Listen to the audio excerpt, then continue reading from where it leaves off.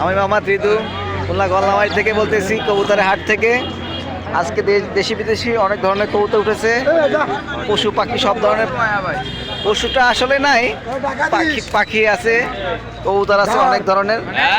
এই আমাদের মারুফ ভাই কিছু কবুতর নিয়ে আসছে, আর এই একখান মাল আছে গলনাবাড়ি আসলে এই মালটারে দেখা যাবে। আগের হাটেও তো ভিডিওতে ভালো বাইরে এই যা আছে, পাখি আছে, কবুতর আছে, ঠিক আছে।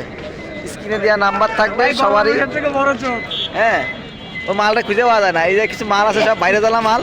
হ্যাঁ, এটা কি মায়া না মদ্দা ভাইয়া? এটা হ্যাঁ, মায়েরা কয় টাকা? 600 টাকা। কি কয়? কি কত দাও? এই কবুতরটার দাম দর্শক 600 টাকা দাম আছে। তাও মরা সোদা কইতর। আরব ভাই আজকে কি বাচ্চা টাচ্চা নিয়ে আইছেন? আরব ভাই মুরগি নিয়েছেন কে?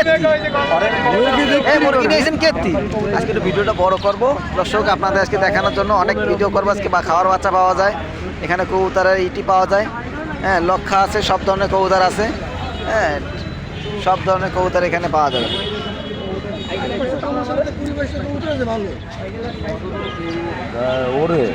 এই যে আমাকে ছোট ভাই ইমন একটা কবুতর দেখতেছে।